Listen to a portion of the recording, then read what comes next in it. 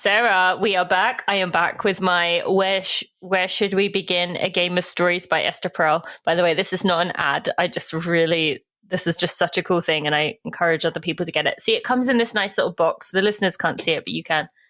This is non-spawn con. Non-spawn con, just good. All right, so I'm going to pick up this stack of cards and give you a question. Okay, ready? I've not seen this. This is just random. All right. Ooh, I'm proud I stood up for myself when. Do you want to take this one first? I don't know if anything is coming to mind. So if you have something that comes to mind.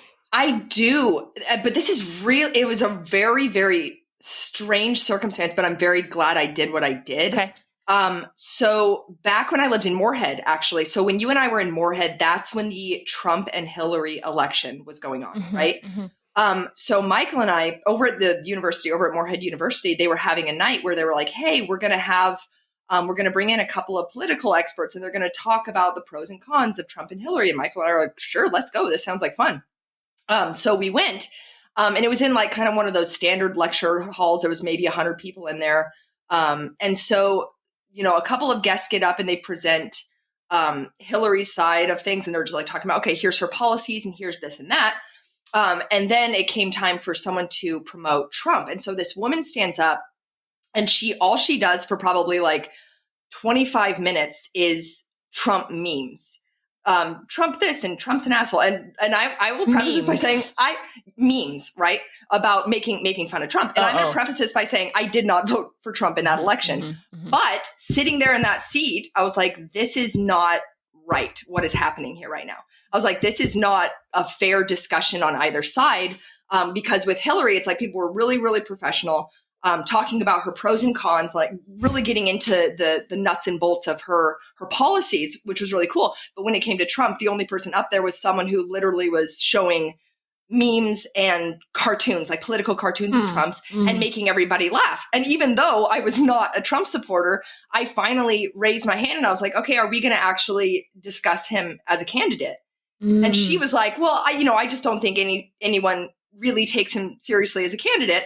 And like my heart was like pounding and Michael was staring at me because I do not ever stand up in these things. No. And then she was like, well, I don't think anyone really takes him seriously as a candidate. And I stood up and I was like, well, I don't really take you seriously as a lecturer. And I walked out. Wow. Like I have never walked out of anything in my life, particularly for a cause supporting someone that I did not support politically. Like I had no intention of voting for the guy, but I just knew like what's happening right here is not right. Like this is not okay. Yeah.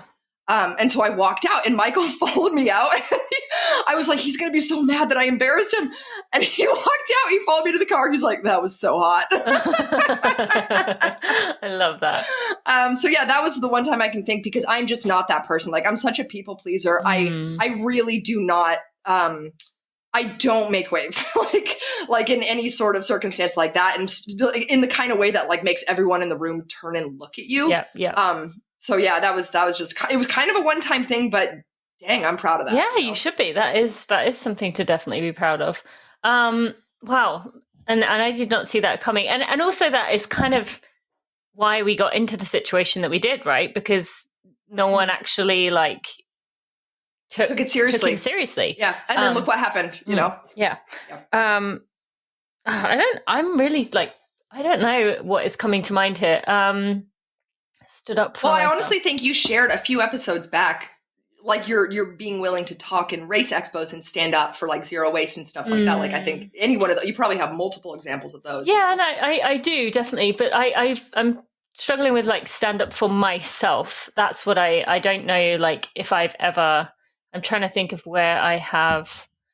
I mean, just a recent example, and you know a little bit about this, but I had someone, a former friend, who really hurt me. And when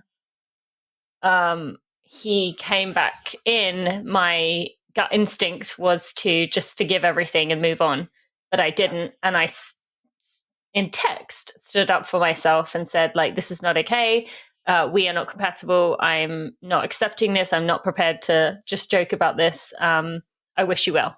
And I sent what I felt was a very mature message, really hard to send, but I felt very proud of myself afterward, especially because One of my good friends who's a psychologist had told me, when he gets back in the picture, you're going to fall for it. And he was like, I know you'll fall for it. And I was really proud that I didn't. And so and I remember, and because you and I talked through that situation, and I think for you, because you are someone, you're less afraid to be confrontational than I am. So for you, sometimes I think standing up means being willing to stand down. Yes.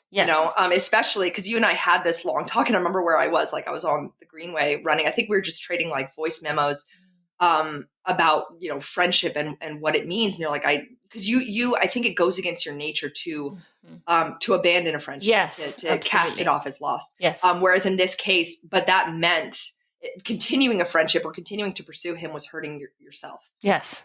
So yeah, we had that discussion. And your advice was just perfect. That really helped me to process and move on through that. So thank you for that as well, because I still think of what you said there. That was such good advice. So that was, a little bit more deep for me. But that kind of does come to mind, because I think you're right. For me, I don't mind speaking up and being the one saying hey, that's not okay publicly.